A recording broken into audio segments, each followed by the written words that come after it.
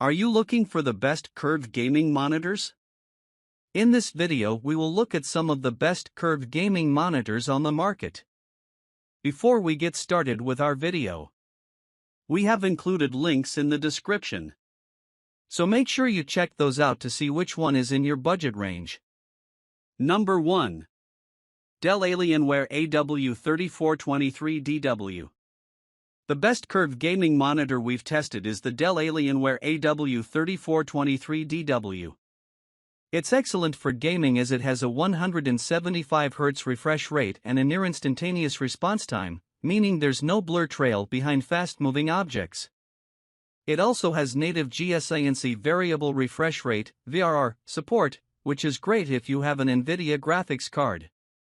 Even if you don't need something with native GSINC support or you have an AMD graphics card, the Dell Alienware AW3423DWF is a similar monitor that costs a bit less and offers the same excellent gaming performance.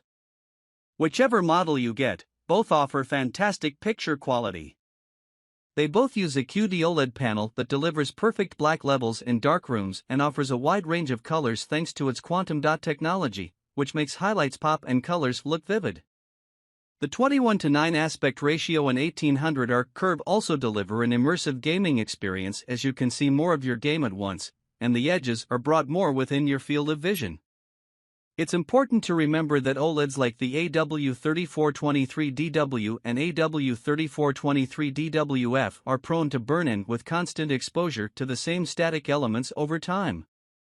While it isn't a problem for most gamers, if it concerns you, the Samsung Odyssey Neo G8S32BG85 and the Samsung Odyssey Neo G7S32BG75 are both excellent 4K monitors with curved 32-inch screens.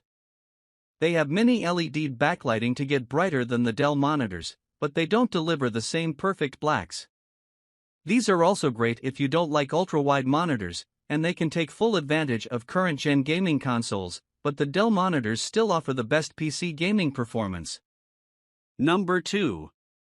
LG 34GP950GB. If you want to spend a bit less while maintaining great gaming performance, something in the upper mid-range category, like the LG 34GP950GB, is an excellent choice. You lose out on the fantastic picture quality of the Dell Alienware AW3423DW as blacks look gray in the dark, but that's the trade-off of getting a cheaper display. Gaming is still great as it has the same native GSINC support and 21:9 aspect ratio, with a slightly more subtle 1900 arc curve. One advantage of using this with an NVIDIA graphics card is that it supports variable overdrive to adjust the overdrive setting based on the refresh rate, optimizing the appearance of motion. It's great for gaming as it has a 144 Hz native refresh rate that you can overclock to 180 Hz. It has a very quick response time at any refresh rate you're gaming at for minimal motion blur, and it has even lower input lag than the Dell for a slightly more responsive feel. It also has most gaming features you'd expect to find in a gaming monitor, like virtual crosshairs that you can use to give you a competitive advantage as your game's anti-cheat tool won't detect it. Number 3. Gigabyte M32UC.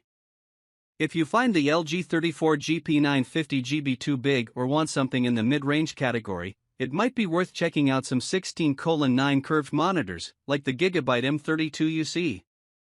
It's different from the LG because of its aspect ratio, meaning you don't get the same amount of horizontal screen space, but it still has a large 32-inch screen and a fairly aggressive 1500 arc curve. It also offers a higher 4K resolution, resulting in sharper and more detailed images. This is great if you want something for console gaming, as its HDMI 2.1 bandwidth makes it take full advantage of the PS5 and Xbox Series XS. It also has a max 160 Hz refresh rate, which is useful if you want to use it for PC gaming. The main downside is that it has worse motion handling than the LG, with more smearing with fast-moving objects. However, it has a backlight strobing feature that works across a wide refresh rate range and at the same time as VRR, which isn't something all monitors can do, and it helps improve the appearance of motion by reducing persistence blur. Number 4. Dell S3422DWG.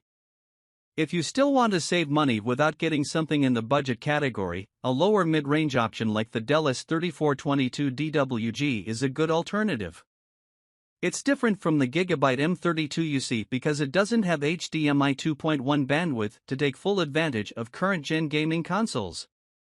With a lower resolution, images aren't as sharp and detailed either.